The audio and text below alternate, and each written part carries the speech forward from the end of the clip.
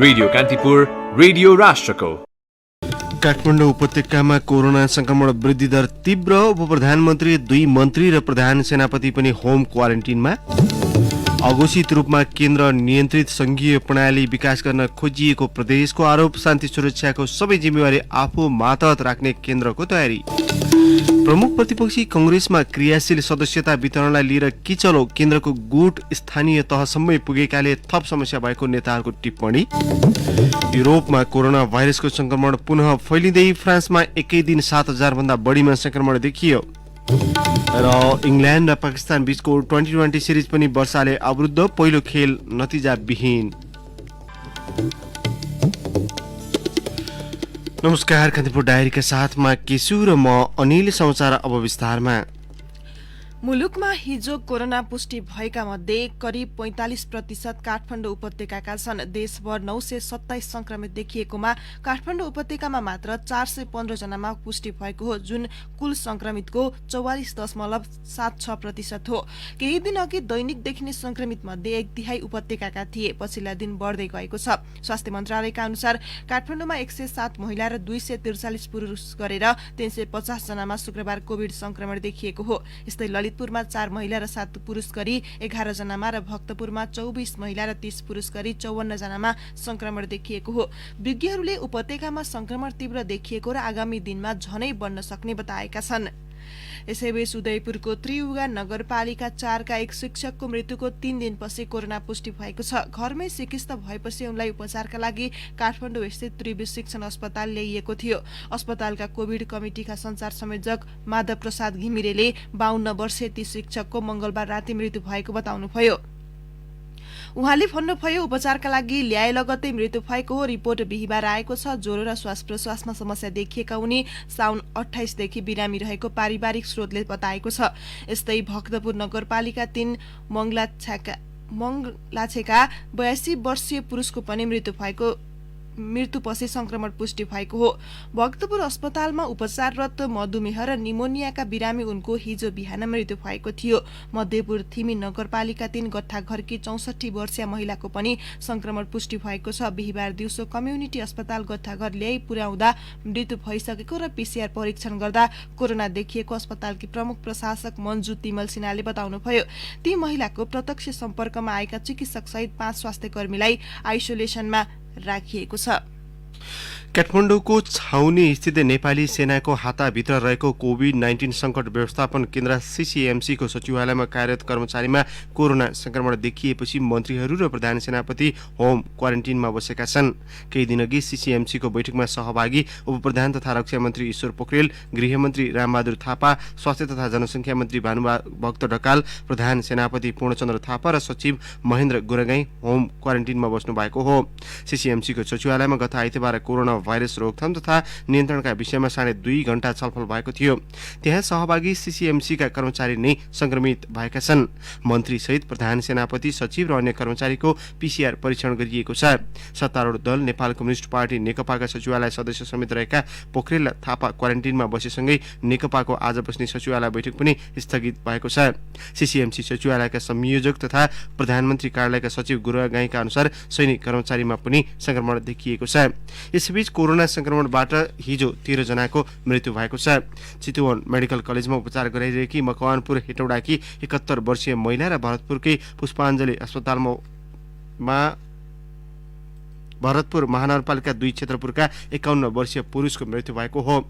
हिजो नै गोर्खाका 38 वर्षीय एक पुरुषको पनि भरतपुर अस्पतालमा मृत्यु भएको छ। मोरङको बेलबारी नगरपालिका 5 की 56 वर्षीय महिलाको धरानस्थित BP कोइराला स्वास्थ्य विज्ञान प्रतिष्ठानमा हिजो बिहान मृत्यु भएको छ। झापाको दमक नगरपालिका 3 का 83 वर्षीय वृद्धको पनि प्रतिष्ठानमै उपचारका क्रममा मृत्यु भएको छ। यस्तै रूपन्देहीको बुटौल स्थित कोरोना विशेष अस्पतालमा भदौ 7 गते भर्ना भएका तिलोत्तमा नगरपालिका 8 का 60 वर्षीय पुरुषको मृत्यु भएको अस्पतालका फोकल पर्सन डाक्टर सुदर्शन थापाले बताउनुभयो। पाल्पाको तानसेन नगरपालिका 8 मदन पोखरा पिपल डाँडाकी 30 वर्षीय महिलाको पनि हिजो लुम्बिनी मेडिकल कलेजमा उपचारका क्रममा मृत्यु भएको छ। कोरोनाकै कारण धनुषाका 45 वर्षीय पुरुषको पनि मृत्यु भएको स्वास्थ्य मन्त्रालयले उल्लेख गरेको छ। कान्तिपुर डायरीमा अब कान्तिपुर सविस्तारको पालो। कान्तिपुर सविस्तार।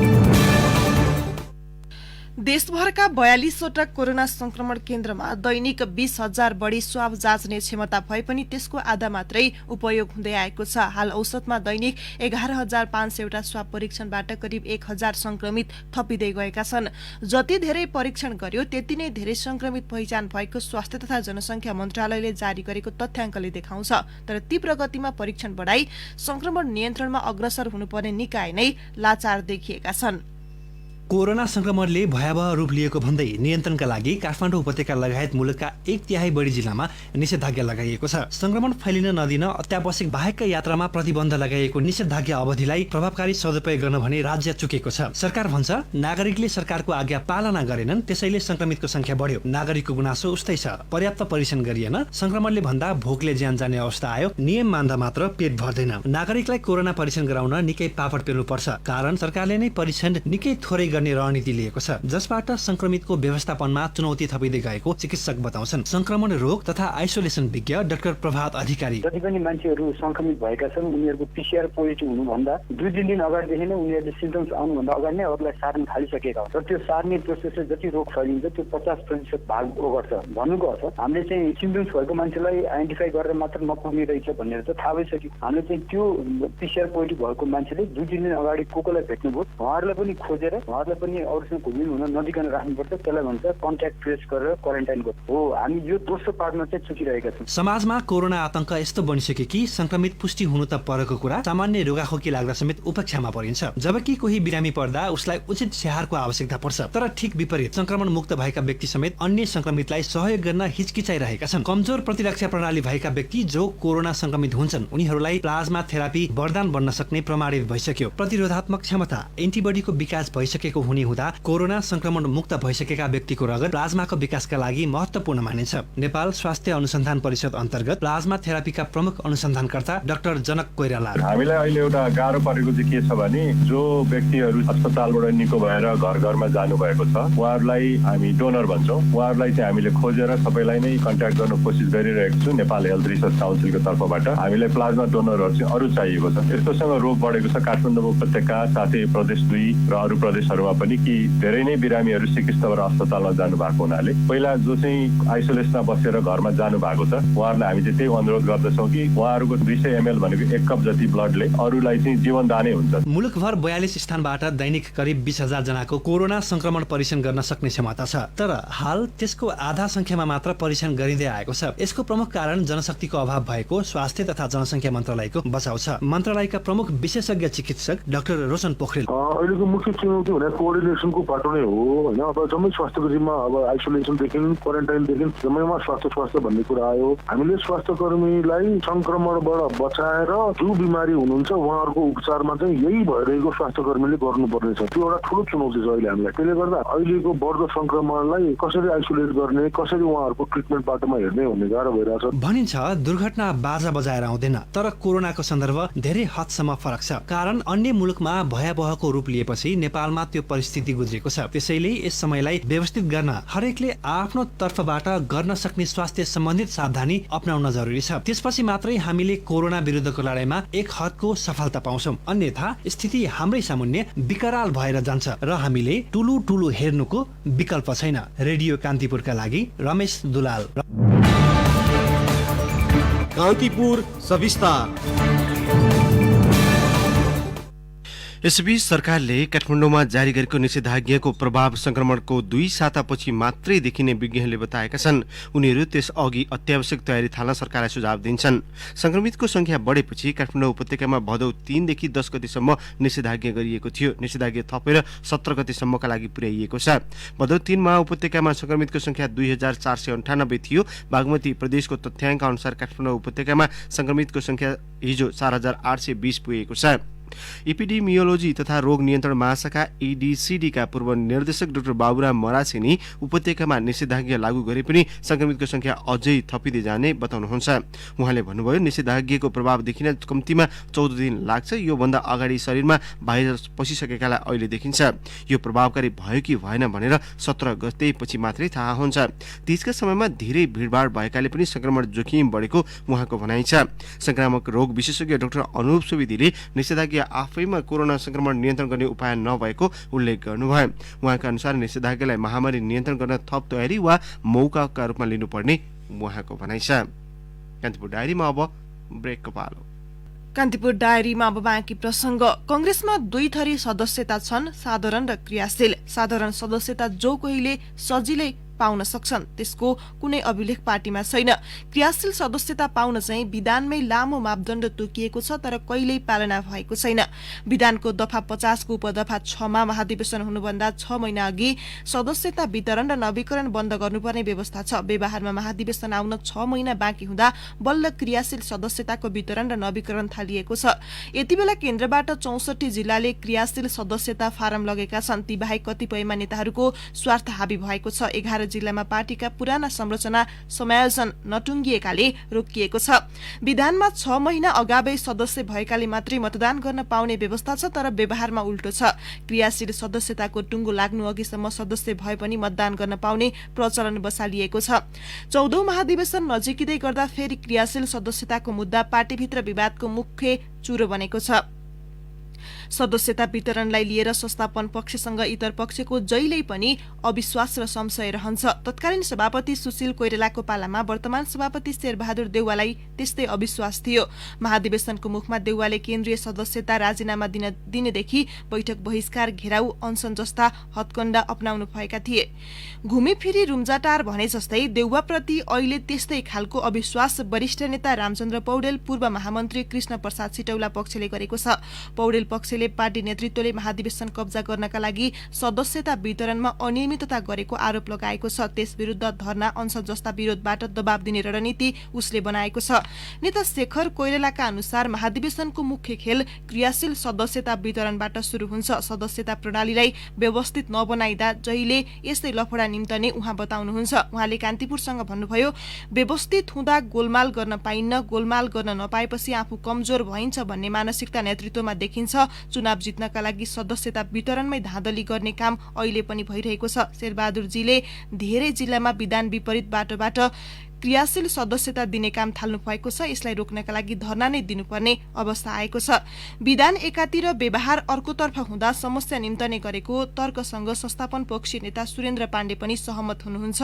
विधान अनुसारको मापदण्ड अपनाएर क्रियाशील सदस्यता दिने, महाधिवेशन शुरू हुने 6 महिना अघि वितरण र नवीकरण बन्द गर्ने परिपाटी बसाल्न सके अहिले देखिए जस्तो विवाद नआउने उहाँको तर्क छ। उहाँले भन्नुभयो, विधानको प्रावधान फलो नगर्दा जहिल्यै महाधिवेशनमा क्रियाशील सदस्यता विवाद निम्तने गर्छ। सभापति देउवाले फेरि नेतृत्वमा दोहोरिन खोज्नु भएको छ, जसबाट अविश्वास झनै गइरहेको छ। देउवाले आफ्नो अनुकूल परिस्थिति खडा गर्न पद र सदस्यतालाई मुख्य हतियार बनाएको आरोप पौडेल पक्षको छ। संविधानले प्रदेशलाई तोकेका अधिकारहरू अभ्यासमा नआउँदै संघीय सरकारले त्यसमाथि अतिक्रमणको प्रयास थालेको छ। त्यसको पछिल्लो उदाहरण हो प्रदेश प्रहरी प्रशासन र शान्ति सुरक्षा तथा निजामती कर्मचारी प्रशासनमाथि संघको नजर। संघ सरकारले संघीय राजधानी काठमाडौँ उपत्यकाको शान्ति सुरक्षाको जिम्मेवारी आफू मातहत राख्ने तयारी गरेको छ। यसका लागि संघीय संसदले बनाएको प्रहरी सम्बन्धी 2 वटा ऐनलाई कार्यान्वयनमा नआउँदै अध्यादेश मार्फत संशोधनको तयारी गरिएको छ। यसअघि भदौ 1 गतेको मन्त्री परिषद बैठकले कर्मचारी समायोजन सम्बन्धी नीतिगत निर्णय गरेर प्रदेश र स्थानीय तहमा समायोजन भइसकेका कर्मचारीलाई चलाउन पाउने अधिकार आफूसँग राखेको छ। संविधानविद र संघीय मामिलाका जानकारले सरकारका पछिल्ला दुवै कदमलाई संविधान विरोधी भनेका छन्। प्रदेशभित्रको प्रहरी प्रशासन र शान्ति सुरक्षाको अधिकार संविधानले स्पष्ट रूपमा प्रदेशलाई तोकेको छ। संविधानको अनुसूची 6 मा रहेको प्रदेशको एकल अधिकारको सूचीमा प्राथमिकताका साथ पहिलो बुँदामै प्रदेश प्रहरी प्रशासन र शान्ति सुरक्षाको अधिकार प्रदेशको हुने उल्लेख छ। संविधानको त्यही व्यवस्था अनुसार संघीय संसदले गत माघमा बनाएको नेपाल प्रहरी र प्रदेश प्रहरीले सम्पादन गर्ने कार्यको सञ्चालन, सुपरिवेक्षण र समन्वय सम्बन्धी ऐनमा प्रदेशभित्रको शान्ति सुरक्षा तथा सार्वजनिक सुव्यवस्था कायम राख्ने अधिकार प्रदेश प्रहरीलाई तोकिएको छ। संविधानले राख्ने अधिकार प्रदेश प्रहरीलाई तोकिएको छ। संविधानको कुनै पनि जिल्ला वा क्षेत्रलाई केन्द्र शासित क्षेत्र तोकिएको छैन। 77 वटै जिल्ला 7 प्रदेशमा विभाजित छन्। त्यसअनुसार संघीय राजधानी रहेको काठमाडौँ उपत्यकाभित्रका काठमाडौँ, ललितपुर र भक्तपुर बागमती प्रदेशका जिल्ला छन्। प्रदेश प्रहरी गठनका लागि गृह मन्त्रालयले प्रहरी कर्मचारीलाई नेपाल प्रहरी तथा प्रदेश प्रहरीमा समायोजन गर्ने सम्बन्धी ऐन अनुसार दरबन्दी संरचना स्वीकृत गर्ने तथा त्यसअनुसार प्रहरी जनशक्तिको समायोजनको तयारी समेत सुरु गरेको छ। समायोजन तयारीकै क्रममा संघीय राजधानीको सुरक्षा केन्द्र माथावत राख्नुपर्ने विषयले बल पाएको छ। संविधान बनाउने बेलाको गृह कार्यमा सक्रिय रहेका वरिष्ठ अधिवक्ता राधेश्याम अधिकारी काठमाडौँ उपत्यकाका 3 जिल्लाको शान्ति सुरक्षाको कमान्ड सङ्घ केन्द्रले सरकार मातहत राख्ने छुट संविधानले नदिएको तर्क गर्नुहुन्छ।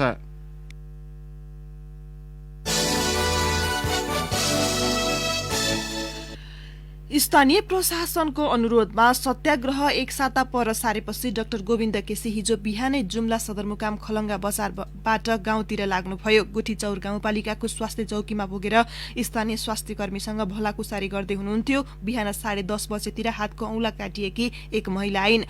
हाड जोर्नी विशेषज्ञ डाक्टर केसी उनको उपचारमा अघि सर्नुभयो, तर स्वास्थ्य चौकी इन्चार्जले उहाँलाई रोक्दै भने हजुरलाई उपचार गर्न नदिनु भन्ने प्रमुख प्रशासकीय सरको आदेश छ, हामीलाई अप्ठ्यारो नपारिदिनुहोला। सेवानिवृत्त भएपछि फागुनमा काठमाडौँ छाडेका डाक्टर केसी 2 महिनादेखि कर्णालीका ग्रामीण इलाकामा स्वयंसेवा गरिरहनु भएको छ। यस क्रममा उहाँलाई बिरामीको उपचार गर्न नदिएको यो पहिलो घटना भने होइन। यसअघि साउन 14 गते डोल्पाको जगदुल्ला गाउँपालिका छ रिमीमा पनि गाउँपालिका अध्यक्ष नरसिंह रोकाया र वडाध्यक्ष भक्तबहादुर बुढाथोकीले काम गर्न रोकेका थिए। डाक्टर केसीले भन्नुभयो, म यहाँ कर्णालीमा राजनीति गर्न आएको होइन, आफूले आर्जेको अनुभव र ज्ञान बाँड्न आएको हुँ। अलिकति भए पनि जनताले सेवा पाउन् भन्ने मेरो सोच हो, तर जनताका प्रतिनिधि भन्नेहरू नै जनतालाई सेवा पाउनबाट वञ्चित गरिरहेका छन्।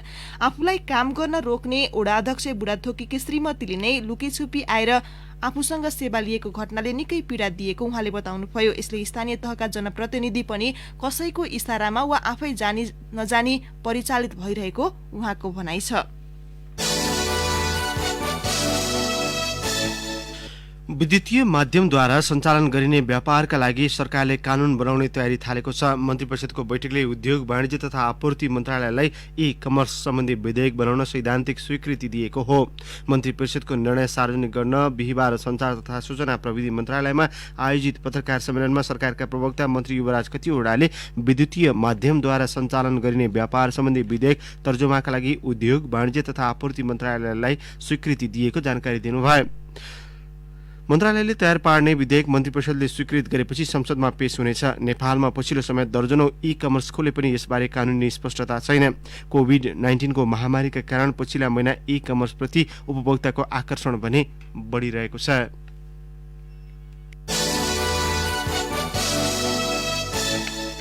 विश्व ब्याङ्कले 17 वर्षदेखि प्रकाशन गर्दै आएको व्यावसायिक वातावरणको सूचकाङ्क डुइङ बिजनेस रिपोर्ट प्रकाशन केही समयका लागि स्थगन गरेको छ। सन् 2017 र 19 मा प्रकाशित डुइङ बिजनेस रिपोर्टको तथ्याङ्कमा अनियमितता भएको जानकारी आएको भन्दै विश्व ब्याङ्कले तत्कालका लागि रिपोर्ट स्थगन गरेको जनाएको छ। विश्व ब्याङ्कले जारी गरेको विज्ञप्तिमा भनिएको छ, अक्टोबर 2017 मा प्रकाशित डुइङ बिजनेस रिपोर्ट, 2018 र 19 मा प्रकाशित डुइङ बिजनेस रिपोर्ट, 2020 मा तथ्याङ्क परिवर्तन भएको विषयमा अनियमितताको आएका छन्। तथ्याङ्कमा आएको परिवर्तन डुइङ बिजनेस रिपोर्ट तयार पार्ने पद्धतिसँग असङ्गत छन्।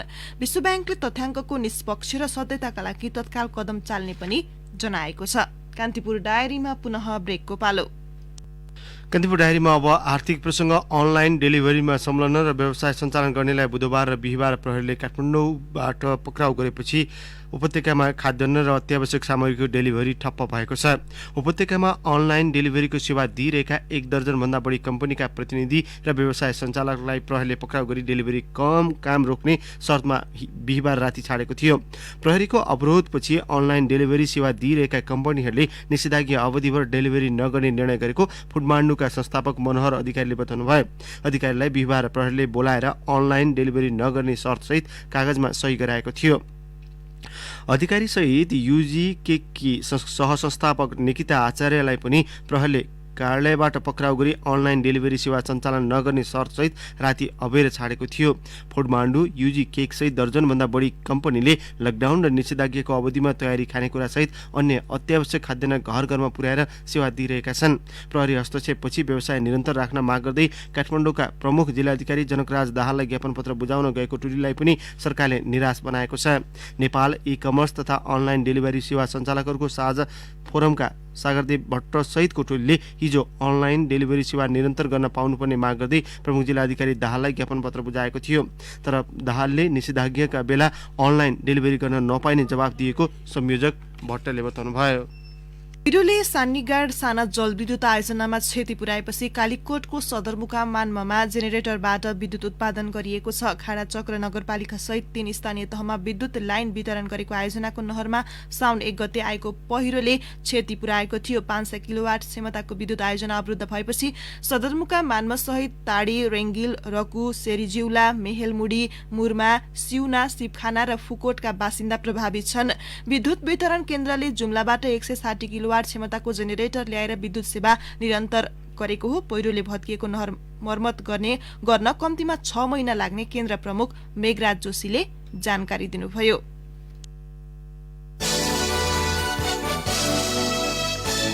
अब एउटा अन्तर्राष्ट्रिय प्रसङ्ग। युरोपमा कोरोना भाइरसको संक्रमण दर पुनः तीव्र रूपमा बढ्न थालेको छ। फ्रान्समा संक्रमणको दैनिक वृद्धि दर गत मार्च यताकै उच्च देखिएको छ। हिजो मात्रै 7,339 जना नयाँ संक्रमित थपिएका छन्। यो सँगै त्यहाँ कुल संक्रमितको संख्या 2,67,077 पुगेको छ। राष्ट्रपति इमानुएल म्याक्रोनले मुलुकमा पुनः लकडाउन लगाउन सकिने बताउनु भएको छ। फ्रान्समा 8 साता लामो लकडाउन गत मेमा अन्त्य भएको थियो। स्पेन र जर्मनीमा पनि संक्रमण बढ्दै गएको छ। स्पेनमा एकै दिन 3,829 र जर्मनीमा 1,000 बढी संक्रमित थपिएका छन्। हंगेरीले सेप्टेम्बर 1बाट आफ्नो सबै सीमा नाकाहरू बन्द गर्ने निर्णय गरेको छ। टर्की 1,500 संक्रमित थपिएका छन् भने 24 घण्टाको अवधिमा त्यहाँ 36 जनाको मृत्यु भएको छ, जुन गत मे यताकै उच्च आँकडा हो। विश्व स्वास्थ्य संगठन WHO ले युरोपमा संक्रमण पुनः फैलिन सक्ने चेतावनी दिएको छ। WHO का युरोप कार्यालयका महानिर्देशक हान्स कुग्लुले युवाहरू समेत भाइरसबाट सचेत हुनुपर्ने बताउनुभयो। जर्मन चान्सलर एङ्गेला मर्केलले आगामी दिनमा अवस्था थप कठिन हुन सक्ने उल्लेख गर्नुभएको छ।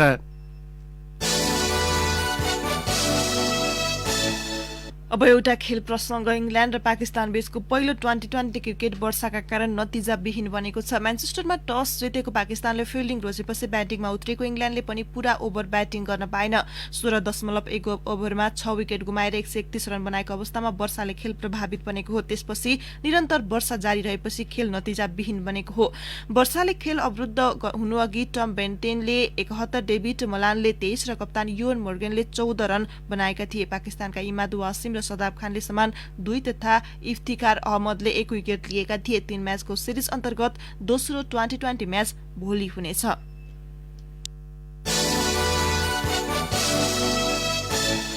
अब मौसम सम्बन्धी जानकारी। काठमाडौँ उपत्यका सहित मुलुकभर सामान्य तथा बदली रही केही स्थानमा मेघ गर्जन सहित हल्का वर्षाको सम्भावना रहेको जल तथा मौसम पूर्वानुमान महाशाखाले जनाएको छ। गण्डकी प्रदेश, कर्णाली प्रदेश, प्रदेश 5 र सुदूरपश्चिम प्रदेशका केही स्थानमा भारी वर्षाको सम्भावना छ।